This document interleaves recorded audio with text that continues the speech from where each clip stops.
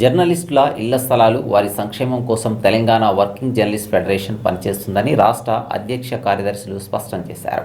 ఖమ్మంలో IJU, TJF యూనియన్ల నుండి పెద్ద సంఖ్యలో జర్నలిస్టులు ఫెడరేషన్లో జాయిన్ అయ్యారు. ఈ సందర్భంగా వారందరికీ ఫెడరేషన్ సభ్యత్వం అందించారు.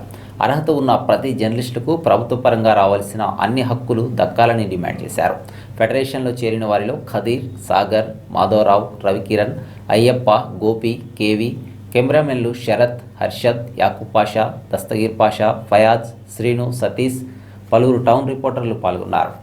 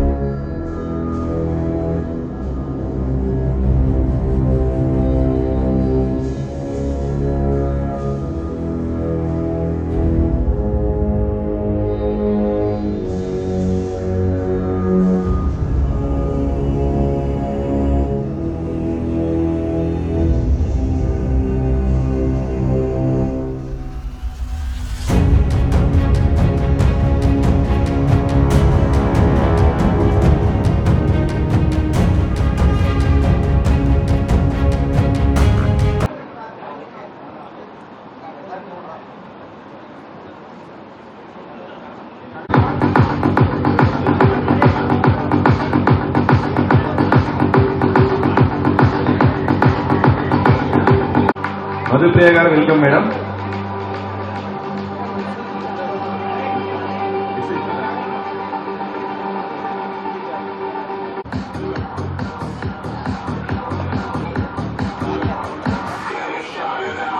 మధుశ్రీ గారు, మధుశ్రీ మేడం గారు ప్లీజ్ కమ్ సార్.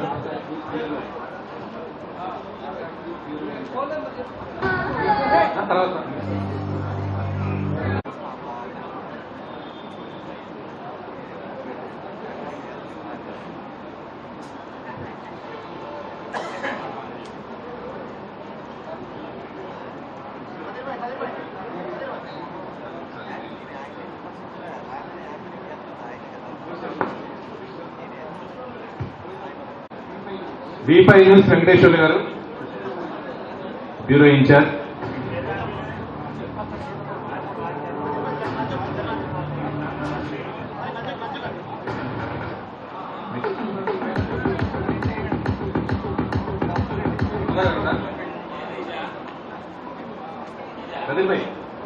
స్వాగతం.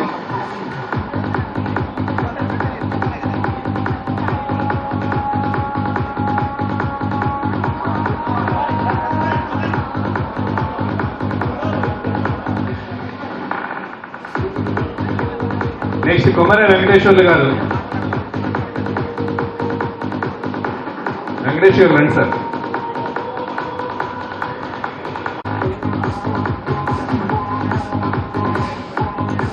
వెల్కమ్ మూర్తి గారు.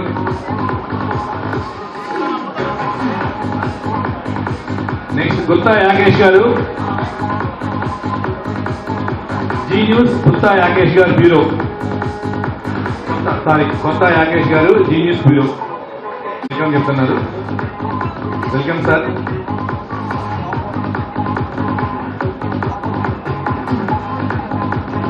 నెక్స్ట్ టిఆర్ మూర్తి గారు, ఆంధ్రజ్యోతి.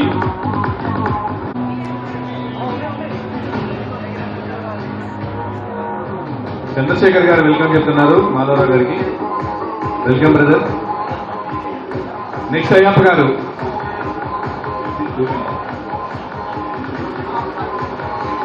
అయ్యప్ప గారు next 6 TV.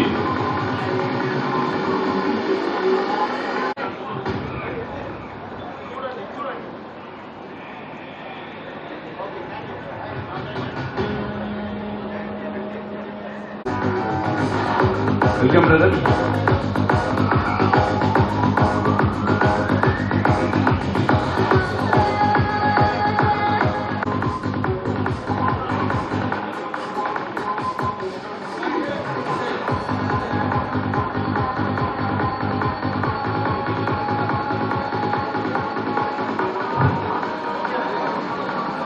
Rajendra Prasad, I dream news.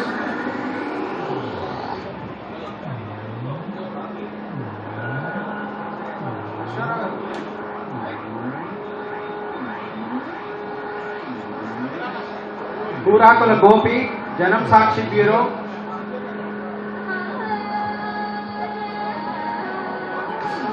కూరాకుల గోపి, జనం సాక్షి బ్యూరో. సారీ మహా న్యూస్.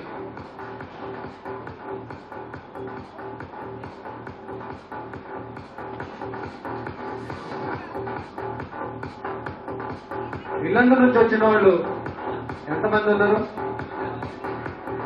వాడు నా ఫెడరేషన్ మిత్రుడు. ఎవరికైనా సరే వ్యక్తిగత ఎజెండాలు లేవు. ఒకటే ఎజెండా, ఫెడరేషన్ ఎజెండా. ఇళ్ల స్థలాలు, రేషన్ కార్డు, అక్రేషన్ కార్డులు, హెల్త్ కార్డు, ఇవి కావాలి. అట్లాగే మహిళా జర్నలిస్టులు ఇక్కడికి వచ్చారు. మహిళా జర్నలిస్టులకు ఏం కావాలి? వాళ్ళు జనరల్ గా ఇక్కడ తక్కువ రోజు కానీ హైదరాబాద్ లో 100 మంది ఉన్నారు. ఎలక్ట్రానిక్ బ్యానర్లు విస్తృతంగా పనిచేస్తున్నారు. రాత్రిపూట విధులు నిర్వహిస్తున్నారు. రాత్రిపూట 11 దాటితే ఇంటికి వెళ్ళడానికి ట్రాన్స్పోర్ట్ సౌకర్యం ఉండట్లేదు. అందుకే మనం ఒకటి డిమాండ్ పెట్టాం ఫెడరేషన్ తరఫున. ఏంటి అది? రాత్రిపూట పనిచేసే ఆఫీస్ నుంచి ఇంటి వరకు రవాణా సౌకర్యం పెట్టించాలి. ఎవరు పెట్టాలి? అది ప్రభుత్వం పెట్టాలా? మేము ప్రభుత్వాన్ని పెట్టమని అడగట్లేదు. పత్రికా యాజమాన్యాలు, ఛానల్ యజమాన్యాల మీద ఒత్తిడి తెచ్చి ప్రభుత్వం కార్మిక శాఖ ద్వారా ఆ ట్రాన్స్పోర్ట్ వేయించాలి. అది ప్రభుత్వం బాధ్యత. ఆ మేరకు మహిళా జర్నలిస్టులకు అవకాశం ఇవ్వాలి. అట్లాగే అన్ని పత్రికా ఆఫీసుల్లో మహిళల వేధింపులు, లైంగిక వేధింపుల నిరోధానికి వ్యతిరేకంగా కమిటీలు వేయమని కూడా చెప్తున్నాం. ఆ కమిటీలు వేసే తీర్పులు ఏవైతుంటే ఆ తీర్పులను అమలు చేసే బాధ్యత కూడా ప్రభుత్వాందే. ఈ సందర్భంగా మనం ఇంకొక విషయాన్ని మీ దృష్టికి తీస్తున్నాం. ప్రత్యేక రక్షణ చట్టం ఇవాళ మన ఒక్క రాష్ట్రంలో లేదు.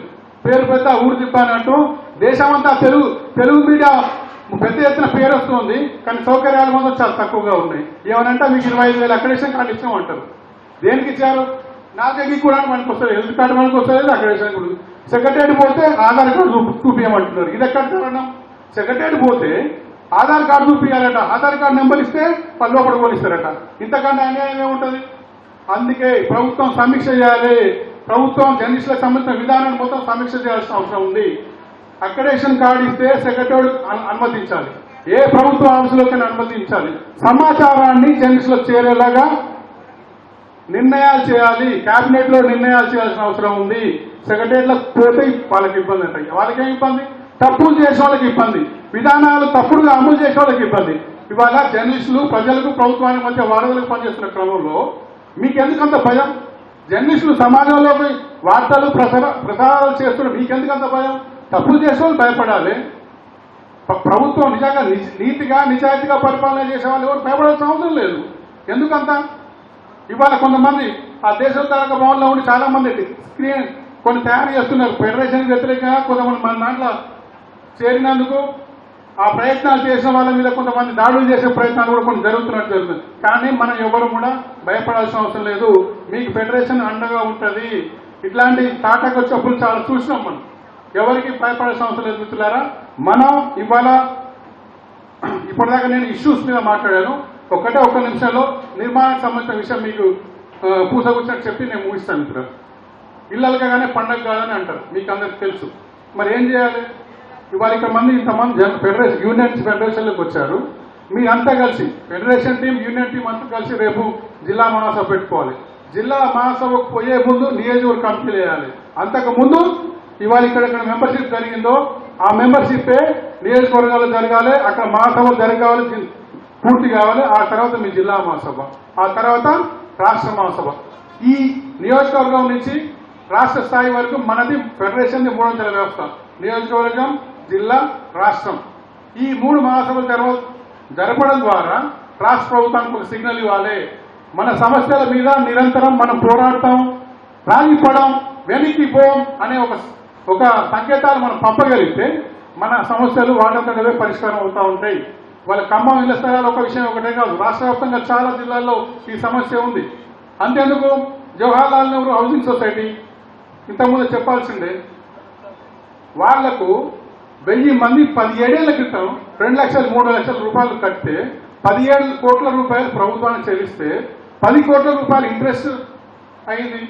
అదంతా అమౌంట్ అంతా ప్రభుత్వం దగ్గరే ఉంది. ఇవాళ సుప్రీంకోర్టు తీర్పు ఏమైంది? దారుణమైన పరిస్థితులు. ఇవాళ వాళ్ళ ముఖాలు చూస్తే ఎంత దారుణంగా ఉందంటే ఒక కళ్ళల్లో నీళ్లు తిరుగుతున్నాయి హైదరాబాద్లో. అందుకే మిత్రులారా, మనం సమస్యలు పోరాడాలంటే మన బేస్ గట్టిగా ఉండాలి. బేస్ అంటే మన నిర్మాణం గట్టిగా ఉండాలి. నిర్మాణం గట్టిగా ఉండాలంటే పక్కాగా మెంబర్షిప్ చేయాలి, కాన్స్టిట్యున్సీ కమిటీలు వేయాలి, జిల్లా కమిటీలు పెట్టుకోవాలి, తర్వాత రాష్ట్ర మనసు జరుపుకోవాలి.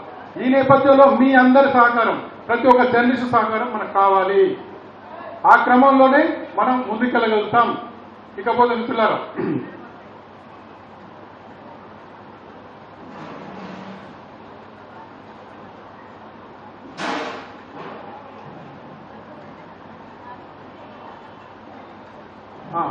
మిత్రుడు గుర్తు చేస్తున్నాడు కదీర్ భాయ్, మిగతా అంతా కూడా వాళ్ళందరికీ తెలుసు. అప్పుడు లాస్ట్ ఇయర్ మనం కేసీఆర్ గవర్నమెంట్ ఉన్నప్పుడే ఏప్రిల్ 18న మనం ఇళ్ల స్థలాల విషయంలో ఆందోళన చేస్తున్నప్పుడే ఈ ఖమ్మం సంబంధించి పువ్వాడ అజయ్ కుమార్ మినిస్టర్ అజయ్ కుమార్ అన్నప్పుడు జీవో ఇచ్చాడు. ఆ రోజు మేము అక్కడ ధర్నా జరుగుతోంది, ఇక్కడ జీవో వచ్చింది. మీ మీటింగ్ లో కూడా ఆ ధర్నా విషయం ప్రస్తావనకు వచ్చింది నా అంచనా ప్రకారం. అంతేనా శాసకర్? ఇక్కడ ఖమ్మం మినిస్టర్ అజయ్ కుమార్ గారు ఖమ్మంలో మీ జీవో కాపీ మీకు ఇచ్చి వాళ్ళ మీకు ఇళ్ల స్థలం మీకు ఇస్తున్నా, హైదరాబాద్ లో మీ ఇళ్ల స్థలాల కోసం పోరాడుతున్నారని అని గొప్ప చెప్పాడు. వాస్తవం. కానీ ఇవాళ జరిగిందేంటి? ఒక్కొక్కరికి 2, 3 హైదరాబాద్ లో పెద్దలంతా ఒక్కొక్కరు 2, 3 స్థలాలు తీసుకొని కోట్లకు పడగలుగుతారు. వాళ్ళ కింద సామాన్య జర్నలిస్టుల సంగతి వాళ్ళకి పడట్లేదు. అందుకనే మన ఫెడరేషన్ నాయకత్వంలో మనం పనిచేద్దాం. ఆ మేరకు మీ అందరి సహకారం అవసరం. అట్లాగే మిత్రులారా, ఒకటి వృక్షో రక్షిత అంటారు. ఎందుకని? చెట్టుకు నీళ్ళు పోయండి, చెట్టు మిమ్మల్ని కాపాడుతుంది, మీకు మంచి గాలి ఇస్తుంది, మంచి పనులు ఇస్తుంది. అట్లాగే మీ సంఘాన్ని కాపాడండి, సంఘం మిమ్మల్ని కాపాడుతుంది. బసవపున్నయ్య సోమయ్య వాళ్ళు ఉంటారు, రేపు పోతారు కాదు. ఇవాళ రేపు మేము నిన్న మొన్న అక్కడ కూర్చున్నాం, ఇవాళ ఇక్కడ ఉన్నాం, రేపు మీరు ఇక్కడికి వస్తారు, మేము ఇంకొక దానికి పోతాం. బసవపున్నయ్య సోమయ్య కాదు, మనం ఉమ్మడిగా ఒక తీర్మానం చేసుకొని దాని ప్రకారం కార్యాచరణ పోవాలి. పోతే మన నిర్మాణం గట్టిగా ఉంటే అవన్నీ సాధ్యమవుతాయి. ఇవన్నీ ఆలోచించండి. ఇవాళ మీరు రాగానే మేము మెంబర్షిప్ ఇచ్చినాం, మొత్తం అప్పుడే అయిపోయిందని అనుకోదు. చాలా పని ఉంది, మనకు చేయాల్సిన కష్టం చాలా ఉంది. మనం వెనక్కి పోవాల్సిన అవసరం లేదు. ఫెడరేషన్ గొడుగు ఆధారంగా మనం ముందుకు నడుద్దాం, ఇబ్బంది లేదు. మిగతా విషయాలు మన ప్రెసిడెంట్ గారు కూడా మాట్లాడతారు. ఏదేమైనా మీరు వందలాదిగా ఇక్కడికి వచ్చి ఖమ్మం జిల్లా కమిటీ ఆధ్వర్యంలో, కదీర్ నాయకత్వంలో, సాగర్ భాయ్ నాయకత్వంలో, శ్రీనివాస్ గారి నాయకత్వంలో, రవి కిరణ్, అట్లాగే రమేష్ భాయ్, వీళ్ళంతా నాయకత్వంలో మీరందరికీ ఇక్కడికి వచ్చినందుకు మీ అందరికీ ఫెడరేషన్ రాష్ట్ర కమిటీ అభినందనలు చెప్తోంది, శుభాకాంక్షలు చెప్తుంది. మీ అందరికీ మరోసారి ధన్యవాదాలు చెప్తూ నేను ముగిస్తున్నాను. మనము అనేక టీడబ్ల్యూఎఫ్ ఆధ్వర్యంలో 2 ప్రధానంగా వివిధ పార్టీని కలుపుకొని రౌండ్ టేబుల్ సమావేశం పెట్టడం జరిగింది. అలాగే మనం 2-3 సార్లు ధర్నా కూడా టీడబ్ల్యూఎఫ్ ఆధ్వర్యంలో మిగతా జర్నలిస్ట్ యూనియన్లను కూడా కలుపుకొని ధర్నాలు కూడా చేయడం జరిగింది. కానీ మనకి 2 సంవత్సరాల నుంచి గత గవర్నమెంట్లో ఇచ్చిన హామీ ఇప్పటి వరకు నెరవేరలేదు. ఆ ప్రక్రియలో భాగంగా గవర్నమెంట్ కూడా మారిన తర్వాత కూడా మన ఇళ్ల స్థలాల స్వప్నం అనేది సాకారం అయ్యే పరిస్థితులు ఇప్పటి వరకు లేవు. దాన్ని ఒక కొలిక్కి తెచ్చేలోపు ఈలోపు సుప్రీంకోర్టు తీర్పు వచ్చింది. సుప్రీంకోర్టు తీర్పు వచ్చిన తర్వాత మొత్తంగా కూడా సొసైటీలకి ఎక్కడ కూడా ఇళ్ల స్థలాలు ఇవ్వడానికి వీల్లేదనే పరిస్థితి ఉత్పన్నమైంది. ఆ నేపథ్యంలో మనము కొంతమంది లైక్ మైండెడ్ ఉన్న జర్నలిస్ట్ అందరం కూడా కలిసి, అలాగే ఒకవైపు నుంచి 3 యూనియన్ల నుంచి కూడా మనం ప్రాతినిధ్యం వస్తున్నాం. టీడబ్ల్యూఎఫ్ నుంచి 3 యూనియన్ల నుంచి కూడా ప్రాతినిధ్యం వహిస్తూ అటువైపు నుంచి అట్లా పోరాటం చేశాము. ఇటువైపు నుంచి ఇంకా మనం లైక్ మైండెడ్ ఉన్న జర్నలిస్టులు బ్యూరో ఇన్ఛార్జీలను కలుపుకొని మనం పోరాటం చేశాము. అది ఓన్లీ ఖమ్మం వరకే కాకుండా ఖమ్మం కేంద్రమే కాదు, మొత్తం కూడా మండలం నుంచి మొదలు పెడితే జిల్లా కేంద్రం వరకు ప్రతి ఒక్క జర్నలిస్టుకి ఇళ్ల స్థలం ఇవ్వాలి, వర్కింగ్ జర్నలిస్టులందరికీ కూడా ఇళ్ల స్థలం ఇవ్వాలనే ఆకాంక్షని మనం వెలుగుచ్చాము. ఆ విషయాన్ని మంత్రి గారి దృష్టికి తీసుకెళ్లాము. 3 మంత్రులు కలవడం కూడా జరిగింది. ఇవన్నీ కూడా మనం ఒకవైపు సొసైటీ వైపు నుంచి జరుగుతూనే మరోవైపు మన యూనియన్ పరంగా కూడా మనం కలిసాము. అలాగే బ్యూరోలో కూడా కొంతమంది బ్యూరో ఇన్ఛార్జీలు అందరూ కూడా కలిసి సమిష్టిగా పోరాటం చేసిన ఫలితంగా ఒక కొలిక్కి రావడం జరిగింది.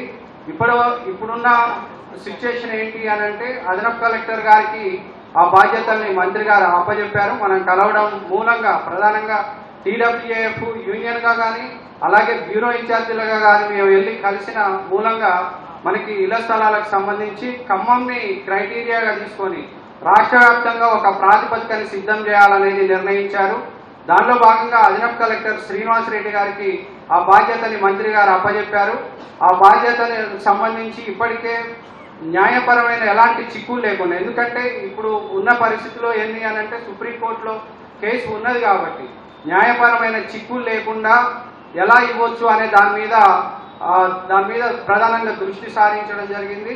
ఆ విధంగా ఆయన కసరత్తు చేస్తున్నారు. ఇప్పుడు అడిషనల్ కలెక్టర్ శ్రీనివాస్ రెడ్డి గారు దాని మీద కసరత్తు చేస్తున్నారు. దానిలో భాగంగా ఆయన ఇప్పటికే భూమి సునీల్ గారితో కూడా 2-3 సార్లు దఫాలుగా చర్చలు జరిపారు. ఆ చర్చలు జరిపే విషయంలో కూడా మనం బాగా ఇనిషియేటివ్గా తీసుకొని తెలంగాణ వర్కింగ్ జర్నలిస్ట్ ఫెడరేషన్ ఇనిషియేటివ్గా తీసుకోవడం, అలాగే మన లైక్ మైండెడ్ ఉన్న బ్యూరో ఇన్ఛార్జీలు కూడా కలుపుకొని మనం వెళ్ళి దాన్ని ముందుకు తీసుకెళ్లడం జరిగింది.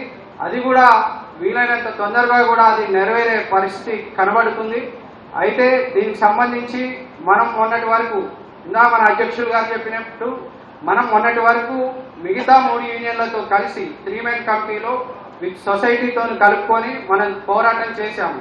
ఇప్పుడు సొసైటీతో ఇళ్ల స్థలాలు రావు అనేది నిర్ధారణ అయింది కాబట్టి, సుప్రీంకోర్టులో కేసు ఉంది కాబట్టి మనము ఆ సొసైటీలో కూడా మనకు వాస్తవానికి సముచిత ప్రాధాన్యత లభించలేదు.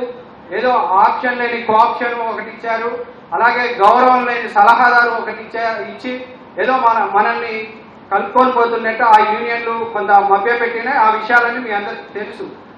దీంట్లో కూడా అలాగే ప్రెస్ క్లబ్ విషయంలో కూడా ఎక్కడ కూడా టీడబ్ల్యూఏఎఫ్ అనే దాన్ని చిన్న చూపు చూడడం జరిగింది.